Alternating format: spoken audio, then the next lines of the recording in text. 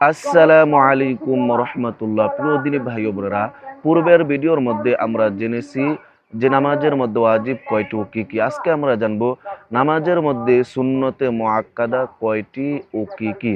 সুন্নতে মুআক্কাদা হলো যেই সুন্নতগুলো ছেড়ে দিলে নামাজ হবে কিন্তু গুনাহগার হতে হবে। নামাজের মধ্যে সুন্নতে মুআক্কাদা হচ্ছে 12টি। আমরা অবশ্যই এই 12টি সুন্নত আদায় করার চেষ্টা করব ইনশাআল্লাহ। তো এক নম্বর হচ্ছে দুই হাত উঠান। আমরা যখন দুই হাত এভাবে উঠাই এটাকে সুন্নতে মুআক্কাদা বলে। দুই নম্বর হচ্ছে দুই হাত বাঁধা। মহিলা মা বোনেরা বুকের মধ্যে বাঁধে, পুরুষরা নাভির মধ্যে বাঁধে, এটাকেও সুন্নতে মুআক্কাদা বলে। তিন নম্বর হচ্ছে সানা পড়া। আমরা নামাজের মধ্যে যে সানা পড়ি এটাও সুন্নতে মুআক্কাদা। সানা হলো সুবহানাকাল্লাহুম্মা ওয়া বিহামদিকা ওয়া তাবারাকা ইসমুকা ওয়া তাআলা জাদ্দুকা ওয়া লা ইলাহা গায়রুক। 4 নাম্বার আউযু বিল্লাহ পড়া। সানার পর আমরা সূরা ফাতিহা শুরু করার আগে আমরা আউযু বিল্লাহ বিসমিল্লাহ পড়ি। 4 নম্বরে আউযু বিল্লাহ পড়াও হচ্ছে সুন্নতে মুআক্কাদা। 5 নম্বরে বিসমিল্লাহ। আউযু বিল্লাহর পর আমরা বিসমিল্লাহ পড়ি। বিসমিল্লাহ পড়াও হচ্ছে সুন্নতে মুআক্কাদা। তারপর আমরা যেগুলো সূরা ফাতিহার পর বিসমিল্লাহ পড়ি এগুলো হচ্ছে মুস্তাহাব বা আমল। কিন্তু শুরুতে আমরা যে আউযু বিল্লাহ বিসমিল্লাহ বলি এটা সুন্নতে মুআক্কাদা, এটা অবশ্যই আমাদেরকে পড়তে হবে। 6 নাম্বার হচ্ছে আলহামদুর পর আমিন বলা, অর্থাৎ সূরা ফাতিহার পর সঙ্গে সঙ্গে আমিন বলা, এটা হচ্ছে সুন্নতে মুআক্কাদা।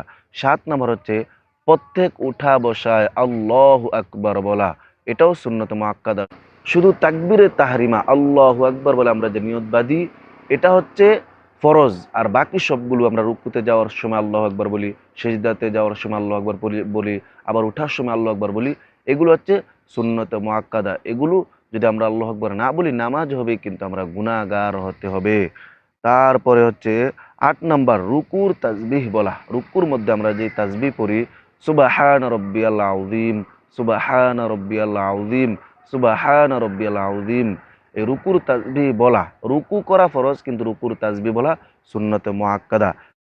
9 নাম্বার রুকু থেকে উঠিবার সময় সামি আল্লাহু লিমান হামিদা বলা হচ্ছে সুন্নতে মুআক্কাদা। সামি আল্লাহু লিমান হামিদা এটা বলাও সুন্নতে মুআক্কাদা। 10 নাম্বার সিজদার তাসবিহ বলা। আমরা সিজদার মধ্যে যেই তাসবিহ বলি সুবহানা রাব্বিয়াল আলা, সুবহানা রাব্বিয়াল আলা, সুবহানা রাব্বিয়াল আলা, এই সিজদার মধ্যে 3 বার তাসবিহ পড়া, এটা হচ্ছে সুন্নতে মুআক্কাদা। 11 নাম্বার হচ্ছে দুরুদ শরীফ পড়া। আমরা নামাজের মধ্যে যে দুরুদ পড়ি এই দুরুদ পড়া সুন্নতে মুআক্কাদা। 12 নাম্বার হচ্ছে দোয়ায়ে মাসুরা পড়া। এই দোয়ায়ে মাসুরা পড়াও সুন্নতে মুআক্কাদা। প্রিয় দিনী ভাই ও বোনেরা, আজকে আমরা এই ভিডিওর মধ্যে জানতে পেরেছি যে নামাজের মধ্যে সুন্নতে মুআক্কাদা কয়টি ও কি কি। সুন্নতে মুআক্কাদা ছুটে গেলে নামাজ হবে কিনা এবং সুন্নতে মুআক্কাদা ছুটে গেলে গুনাহ হবে কিনা। হ্যাঁ, অবশ্যই সুন্নতে মুআক্কাদা ছুটে গেলে নামাজ হবে কিন্তু গুনাহগার হতে হবে। আল্লাহ পাক রব্বুল আলামিন আমাদেরকে নামাজের প্রত্যেকটা মাসাইল সঠিকভাবে জানার এবং আমল করার তৌফিক দান করেন। আসসালামু আলাইকুম ওয়া রাহমাতুল্লাহি ওয়া বারাকাতুহু।